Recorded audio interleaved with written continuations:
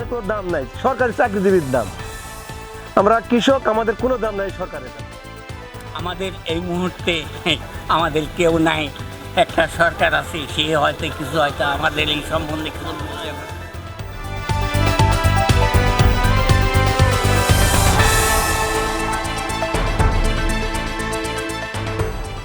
বাংলাদেশের গর্বের ফসল পাট।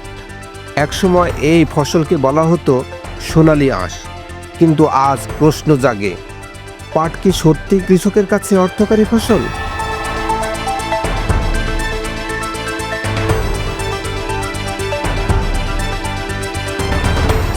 একজন কৃষক বলেন, আমরা সারা বছর পরিশ্রম করি, বীজ, সার, কীটনাশক, জমি লিজ, সব কিছুর খরচ বাড়ছে, অথচ বাজারে ন্যায্য মূল্য পাওয়া যায় না। পাট চাষের ধাপগুলো সহজ নয়। প্রথমে জমি প্রস্তুত করে বীজ বপন, তারপর বন্যা বর্ষার পানিতে দাঁড়িয়ে পরিচর্যা, পাট কাটার পর মাথায় করে নিয়ে যাওয়া, পাটের জাগ ডোবানো। অনেক সময় ডোবায় জায়গা না থাকলে বিঘা প্রতি 2000 টাকা খরচ করে অন্যের জমি লিজ নিতে হয়।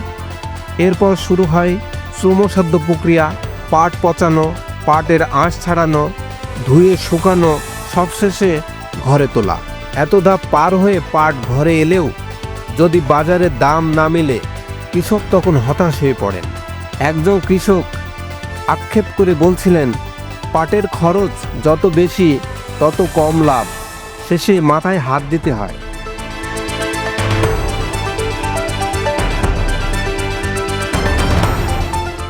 আমার 10 কাঠা ভূমি হচ্ছে, পাটটা খুব যত্ন করে তৈরি করেছিলাম।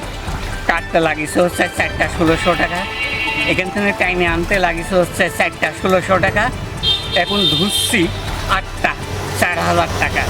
তাহলে আমাদের পাটের আসলে কি মূল্য পাবো কি না বাবা, এটা একটু বুঝি সুঝি বলেন, কারণ আমাদের কি একাধিক লাভ হইলো বলেন তো? পাটের আরো তো খরচা আছে, আরো বোনা খরচা এখনো আছে, খরচা আছে, সার সমস্যা আছে, নিরান্ন আছে।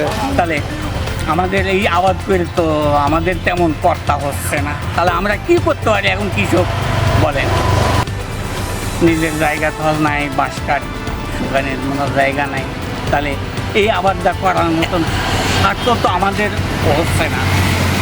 তাহলে এই মুহূর্তে আমরা কি করতে পারি? তো লস। বোনার থেকে শুরু করে আজকে পর্যন্ত এই উঠানো পর্যন্ত কত টাকা 10 কাঠাতে খরচ হতে পারে আইডিয়া আছে আপনার হিসাব আছে? 11,000 টাকা হয়ে যাচ্ছে। 11,000 টাকা প্রায় শেষের দিকে। সংসার চলবে, আমরা সবাই ভালো থাকবো, আমরা তো এই প্রত্যাশাই কামনা করি দর্শকের কাছে, দেশের কাছে। কারণ আমাদের এই মুহূর্তে আমাদের কেউ নাই, একটা সরকার আছে, সে হয়তো কিছু হয়তো আমাদের এই সম্বন্ধে কিছু বুঝে না, হয়তো এই জন্যে আরও যারা পরিশ্রম করে এদের মূল্য দাও আমরা তেমন পাচ্ছি না। আবার দেখেন, আপনি নিজেই চিন্তা ভাবনা করে, যারা চেয়ারে বসে থাকি কাজ কাম করে, গাও ঘামে না, তাদের বেতন দিন 4000 টাকা, আর আমরা এত পানির মধ্যে পরিশ্রম করার পরও 400 টাকা। এতে আমাদের কত পরিশ্রম হচ্ছে, যারা করে আসলে এরাই বুঝে।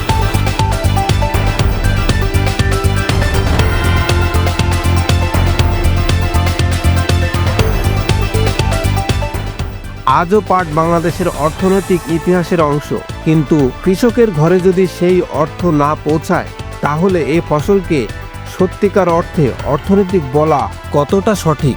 এই প্রশ্ন সকল কৃষকের। পাটের ন্যায্য মূল্য পাবেন, এই প্রত্যাশা সকল কৃষকের। যে আমরা পাটের দাম, ন্যায্য দামটা যেন আমরা পাই সরকারের কাছে। আমাদের গরিবেরা পাট বুনি, আমাদের পাট বুনি লস হচ্ছে, বিঘাকে 15-20টা লোক লাগছে, 15-20 টাকা খরচ হচ্ছে বিঘি প্রতি। কোনো এখানে কোনো দাম নাই, সরকারি চাকরিজীবীর দাম। আমরা কৃষক, আমাদের কোনো দাম নাই সরকারের কাছে। আমরা যার ন্যায্য দাবিটা আমরা সরকারকে পাই, কৃষক, এইটা আমার সরকারের সবচেয়ে বড় আবেদন।